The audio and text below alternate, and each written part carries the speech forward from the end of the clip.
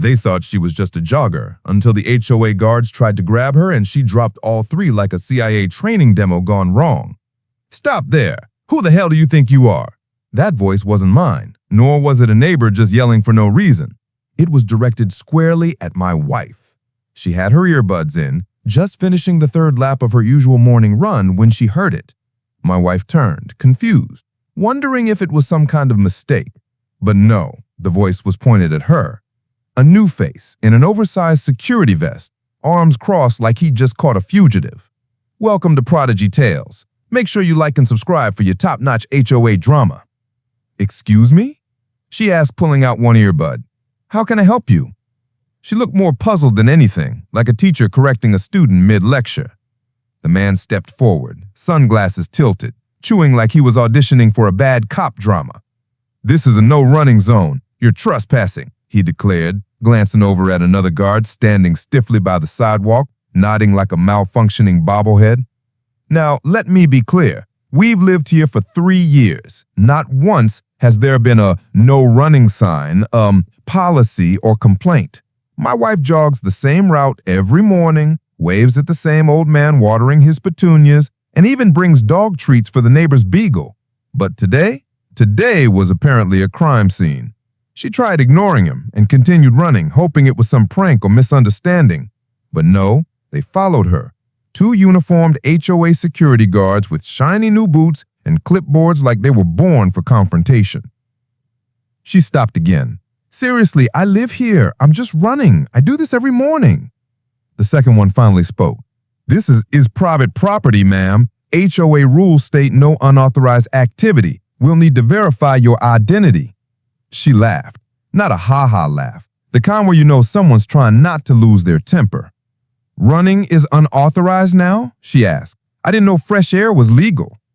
"Please don't be difficult," the first one replied, stepping closer. "We just need to confirm you belong here." That's when my wife realized this wasn't confusion. This was harassment. Something was off. And those men, they weren't just doing their jobs. They were itching for power. They wanted her ID, but my wife wasn't carrying one. Who takes a driver's license on a morning jog? She told them calmly, "I live 2 blocks down. You can follow me there. I'll show you my ID, no problem." But they refused, flat out. "No, ma'am, we can't let you walk further until we confirm your identity." What kind of logic was that? You're stopping someone from proving they live here because they haven't proven they live here. Brilliant. At this point, they had boxed her in like she was a suspect, not a resident. But what they didn't know, what they really didn't know, is that my wife isn't just some average jogger. She's CIA. Not former, not retired, active. Of course, she wasn't going to flash that card unless she had to. But you'd think 2 half-baked renops would have the common sense to back off after being offered a peaceful solution. She tried reasoning again. "Look, I'm just heading back home. Come with me. I'll show you whatever you want."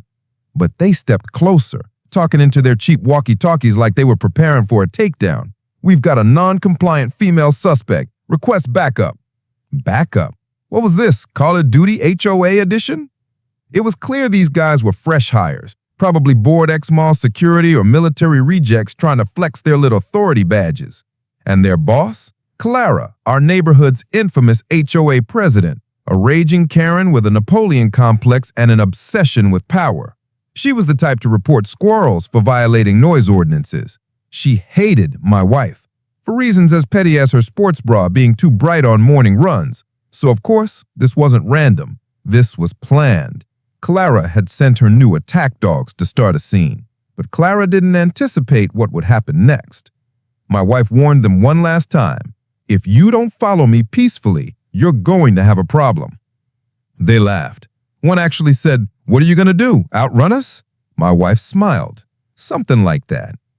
Things were getting serious. The tension was rising fast, and if those goons had any brains, they would have walked away right then. But nah, egos were bigger than their badges. "I'm not in for this nonsense. I'm out of here," my wife said, stepping back and turning to walk away.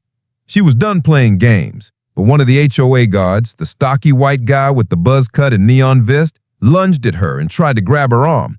Big mistake.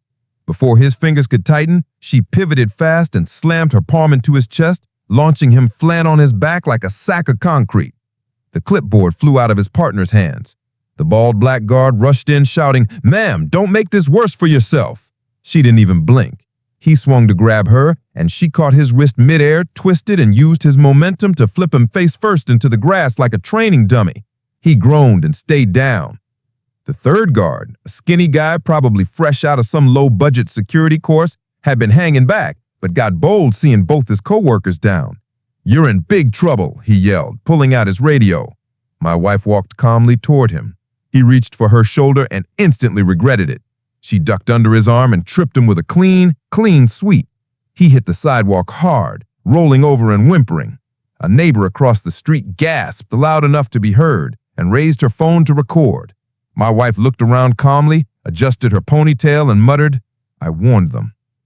3 men, all groaning on the pavement, their pride shattered, and not a single one able to explain what just happened. Some folks had stepped out on their porches now, unsure what they were seeing, but fully glued to it. Nobody had expected the runner lady to go full CIA mode, but she did. And the HOA goons, they were learning the hard way. My wife walked into the door like it was just another Tuesday. "So, how was your run?" I asked, half smiling. She raised an eyebrow, tossed her hair tie on the counter, and said, "Let's just say they won't be bothering me again." I laughed, but she wasn't joking. "Wait, did something happen?" She gave me a casual nod. "The new HOA guards, they tried to get grabby." My smile dropped. "You okay?" She smirked. "Of course I'm okay. They're the ones who aren't." We sat down and she played me the video. Someone had already uploaded online. It had spread like wildfire. My wife tossing those security goons like yesterday's trash, all in high-def glory. One neighbor even added slow motion and dramatic music. The comments were gold. Then she made a single phone call. 10 minutes later, the security company was panicking. Within 2 hours, all 3 guards were fired. Clara, yes, the wicked HOA president, Karen herself, tried doing damage control, but it was too late. The neighborhood was buzzing. Folks who barely waved before were now saluting my wife when she walked by. Everywhere we went, people whispered, "That's her." Some even asked for tips on self-defense. It wasn't just respect. It was fear, admiration, power. And from that day forward, nobody messed with the CIA jogger. The end. Please like and subscribe for more HOA showdowns like this one. Do you think Karen got what she deserved? Comment below. Would you stand your ground like she did or file a lawsuit instead? Drop your answer in the comments. Like and subscribe for more HOA smackdowns where the Karens always lose.